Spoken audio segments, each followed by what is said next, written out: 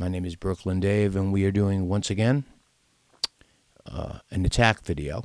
This is part of my series, Secrets of Davitation, the philosophy of attack in chess. The Secrets of Davitation parts for the the crowd in the know. But you don't really have to call it that. You can just think of it as Attack Series 1, okay? Which is attacking the castled king.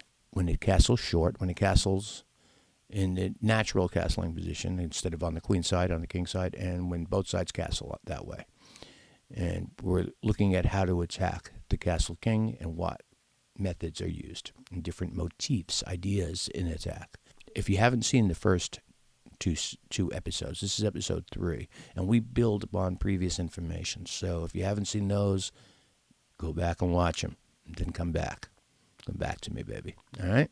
Because it will make more sense what's going on. All right. So we're going to get ourselves a chessboard. And as you can see in this position, unlike the previous videos, it's just a clean slate. We're starting with a clean slate. Okay? So here we have the starting position in chess. And what determines whether we start with E4 or D4 or C4 or something in between like this? All these things, other than E4, the other lead to either closed positions or semi-closed. One sure way to get an open game, and even that's not sure. Sometimes you get a French and it winds up getting the advanced variation, it gets closed. But we're not studying openings. We're studying ideas. And as I've said in previous videos, if we start with E4, and this series is based upon E4, you can start with D4 and still wind up getting a kingside attack. But this is a way that we are going to try for an open game, open lines, a lead in development, initiative, and our goal is to launch a brutal attack upon the opponent's castled king. There will be other video series where we talk about stranding the king in the center of the board, castling queenside, and storming the king with pawns. But this first series, this is episode 3 of the first series, is talking about attacking the castle king when he castles short. Okay? All right. So if I start with E4, there's various different strategies that black can do. Sometimes black plays the Sicilian. So instead of matching me with E5, you're setting up on your own. You're going to set up pieces, and you're going to attack from the diagonals. You're going to come in here, and white's going to trade off. That's the Smith-Morra. We're out of turn anyway. But the point is, there are different strategies. But right now, we're looking at the kind of game we get with the E5. So what we're doing, white has planted a pawn in the center. In the center are these 4 squares. And that's what you want to do in the opening. You want to get your pieces out fast. You want to castle. And you want to get your pieces pointed at your opponent's king. And if he doesn't get his pieces out fast, if he wastes time making lots and lots of pawn moves or moving the same piece 3 times, then he's liable to get daved. Kidding. That's an in-joke. He's liable to get himself mated. So let's go back to the starting position. Bada bing. Okay. So let's look at, don't count. We're not studying openings, okay? I'm just moving. I want to show you the kind of position you get. So we're going to start with, let's say, the old school Italian game or bishop's opening. And we're going to see the kind of positions that we might get, and then, wait, 1, 2, 3, 1, 2, 3. It's my moves on a castle. And then maybe he plays here. And then, I play here to get this in, okay? And, for this, we'll just say he develops this, okay? And now I get this in. It used to be called the Guccio piano or Gecko piano. I'm not quite sure. He takes. I take. Okay. Goes back or he check. Well, there's no check. I already castled. All right, he goes back here. Look how much open space there is. This is my point. For one thing, I've got 2 pawns planted in the center. He's got a pawn here. So I have a space advantage. That's one advantage. Is that a winning advantage? I don't think so. In fact, I have to defend this pawn here or do something about that. But you see how all my pieces have scope? You see how there's so much room to maneuver, right? So that's one type of position. And when he's in the castle. Oh, I forgot. This doesn't dare a castle now. Sorry. Probably caught that. Okay. Anyway, it leads to an open game. White has an initiative. Black is not yet equalized. And white is going to try to attack the king. He has control of the center. But black has a solid position too. And when he castles, and I don't care about move orders or any of that right now. Okay, stop it. Oh, that's hanging. This is hanging. It was actually white's turn, I think. So let's say white played here. And then he castled here. Okay? But as you could see, there's a lot of empty space all around the board. Let's compare that to a queen pawn game. Okay? D4. So we'll just do an ordinary queen's gambit. Again, we got a pawn planted in the center. But as you'll see, it's going to lead to a more closed position, especially if he does D4. And let's do the queen's gambit, right? Now, black can take. Queen's gambit accepted. It's usually not. The king's gambit is usually accepted. The queen's gambit usually isn't. But this is just general theory, right? And then white plays here, and then black plays here. And white usually plays here. This is very standard, okay? And black plays here. I'm not going to necessarily move a white plays here. And one of the problems with black is if you'll see, and especially if he goes into a type of Slav type of position, he's liable to get himself a bad bishop. This bishop turns into a bad bishop. Okay? And I forgot whose move it is now. But it doesn't matter. Let's just get to a position that kind of instructive, okay? Develop the knight. He maybe develops his knight here. He can develop his bishop like this. Right? Now, this white bishop, I've been doing everything but developing it. Because when I develop it to here, one strategy for black is to take. Okay? Because you're gaining a tempo, right? Now, if you had taken before I developed the bishop, right? If you had taken now, so you waited for me to move here. And that's the fight for the tempo. And then you took, right? If you had taken earlier, let's say before I developed this knight or something, if you had just taken, instead of going here and then there, I would get to go there in one move, see? Ba-bing. Okay. And let's say black castles. Got to do this all manually because we're on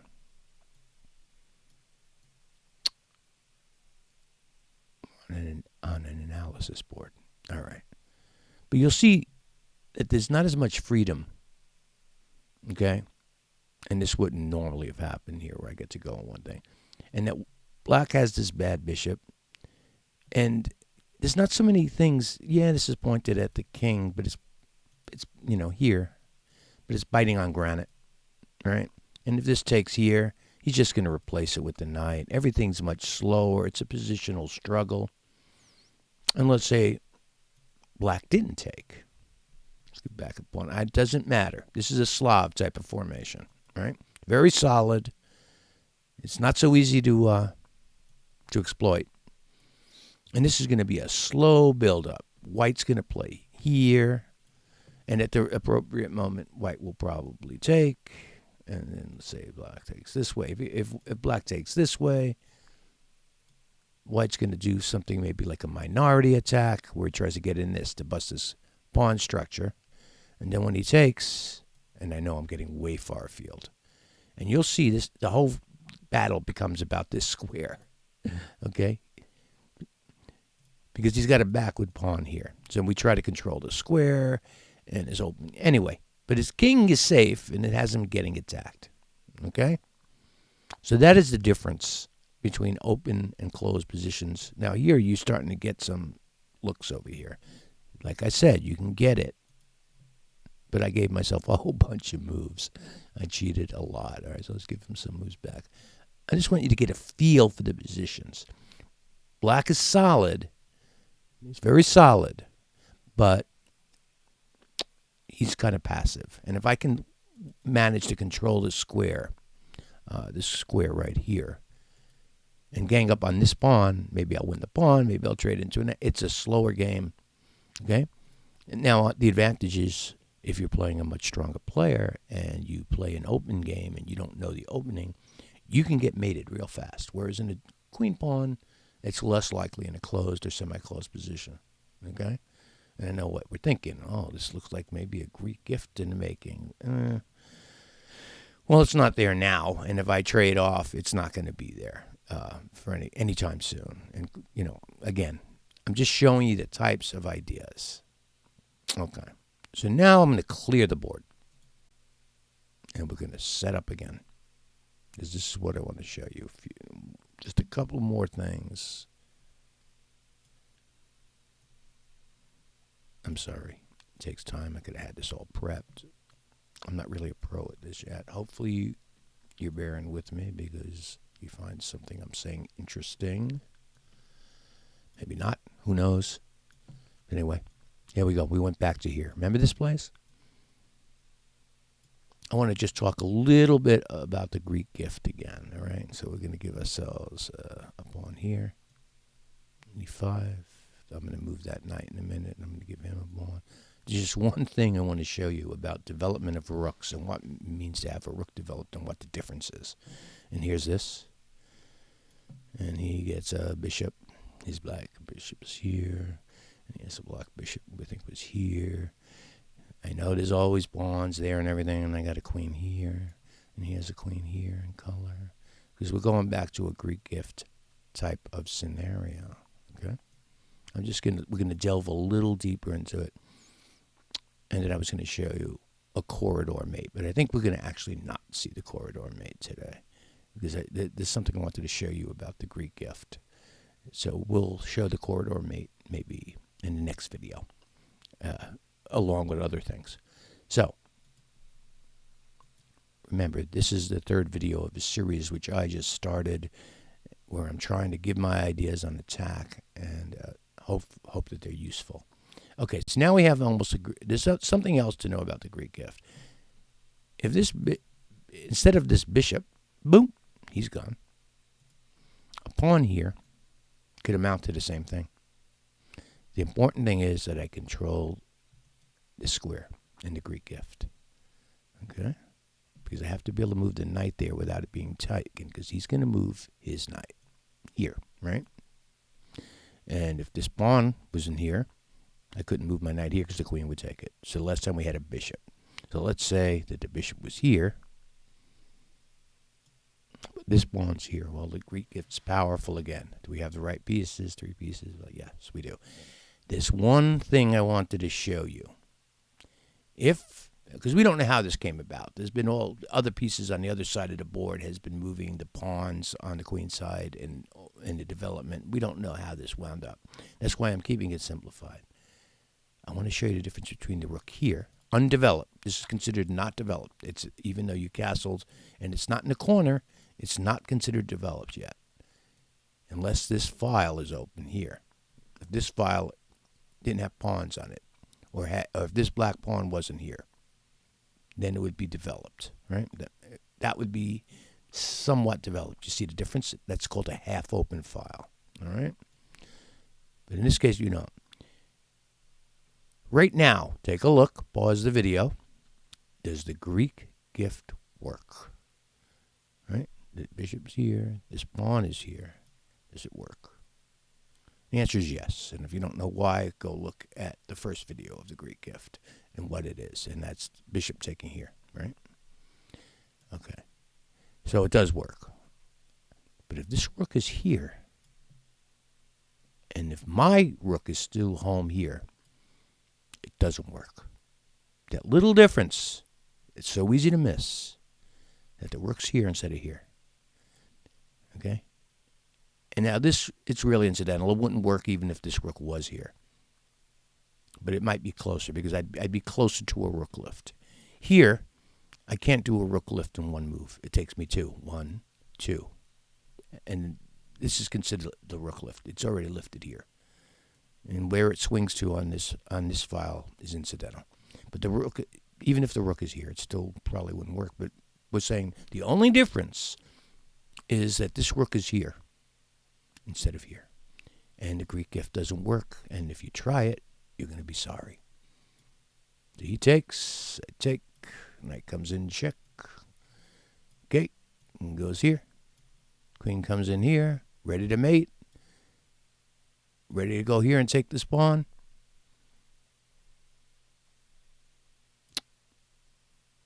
But yet, the Greek gift doesn't work. And let's just make believe the queen was here anyway. Let's say it was like this.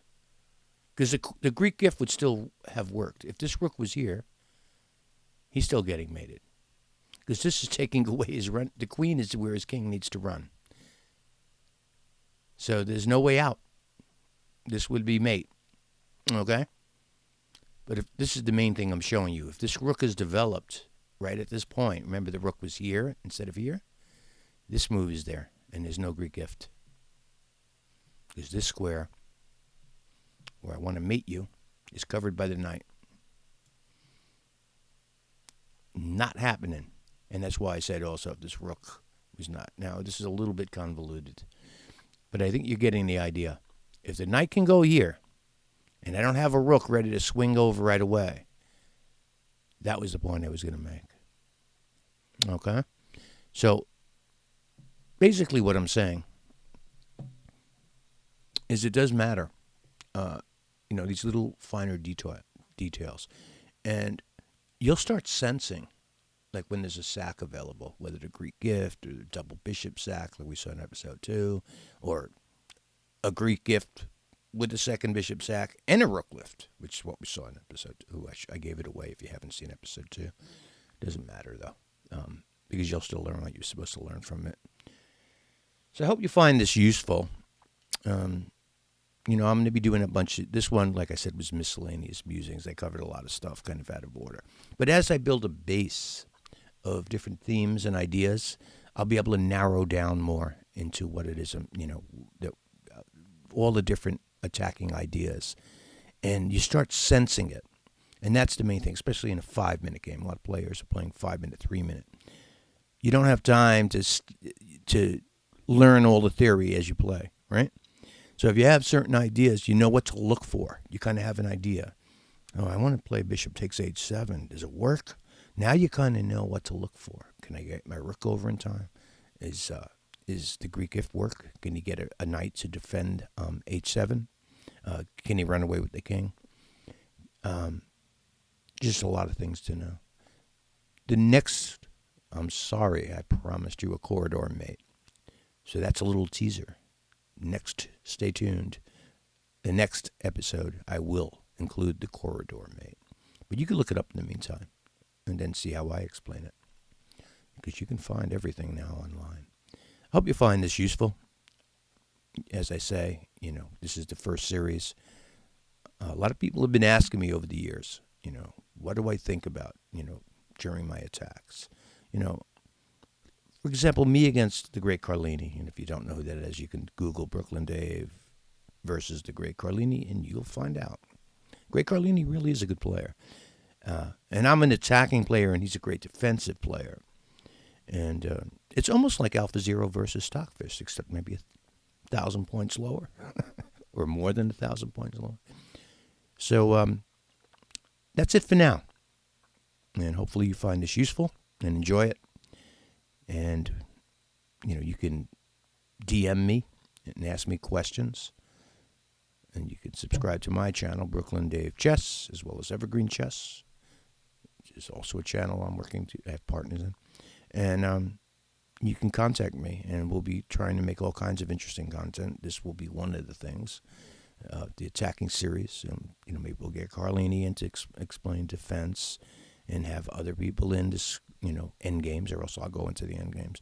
So it's teaching and playing, There'll be some games, and we're trying to get this thing rolling again. So I hope you guys, like, comment, and subscribe, and keep dropping by. And we'll keep building one video upon the other.